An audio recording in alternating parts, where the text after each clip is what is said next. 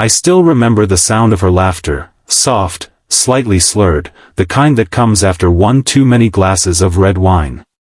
It was a Friday night, and my mom's small living room was glowing under the soft light of a table lamp. I was home for the weekend, 23, fresh out of college, still trying to figure out where my life was heading. Mom's best friend, Linda, was visiting, a woman who'd known me since I was a kid. She was elegant, always smelled faintly of jasmine, and had one of those smiles that made people feel seen. But that night, her eyes looked tired behind the laughter. I was in the kitchen, rinsing dishes, when she stumbled in holding a half-empty glass. "Ethan," she whispered, her voice cracking. I froze. Ethan. That wasn't my name. Before I could say anything, she looked at me, really looked, and for a moment, her expression shattered into something raw. Grief. Regret. A deep kind of sadness that words couldn't cover. I'm sorry, she muttered, wiping a tear and forcing a smile. You remind me of someone I used to know. She turned away quickly, but her voice trembled. I didn't press her. But something in me couldn't let it go. Later that night, after Mom had gone to bed, Linda was still sitting by the window, staring out into the rain. I brought her a glass of water. She chuckled softly.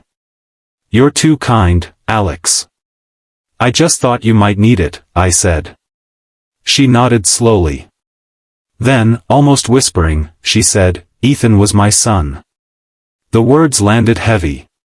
She didn't look at me, just kept her gaze fixed on the glass in her hands. He was 21 when he passed. Car accident. Drunk driver hit him coming home from college. Silence filled the room. I didn't know what to say. The air felt fragile, like one wrong word could break it.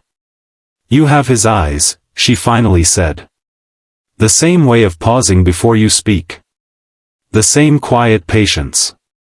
It's like seeing him again." She laughed through tears, shaking her head. "I know it's silly. But when I saw you tonight, for a moment, I forgot where I was. I felt something tighten in my chest, not pity, but something deeper. A need to ease the ache that hung in her voice. So I sat down beside her. "Tell me about him." And she did.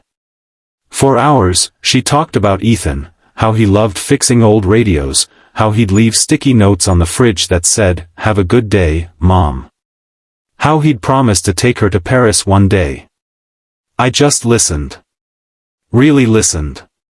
When she finally finished, the rain had stopped. There was a calmness in her that hadn't been there before. "Thank you," she whispered. "I haven't talked about him in years." Everyone avoids the subject, afraid I'll break down. I smiled gently. Sometimes people don't realize that talking helps heal. She looked at me, eyes glassy but warm. "You're a good man, Alex. Ethan would have liked you." The next morning, she left early. But on the kitchen counter, she'd left a note. "Alex, thank you for reminding me that kindness still exists, even when life forgets to be gentle. You didn't replace my son. But you helped me remember how to smile again. Linda." A few weeks later, she mailed me a small package. Inside was an old pocket watch with initials engraved on the back, EJH. Her note said, it belonged to Ethan. He would have wanted someone kind to keep it ticking.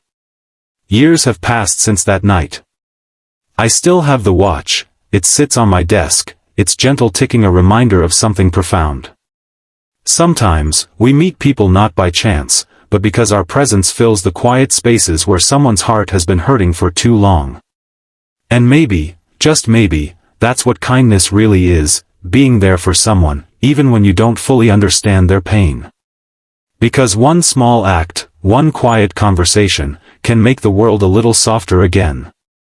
Moral. You never know when your kindness might be the echo someone's heart has been waiting to hear.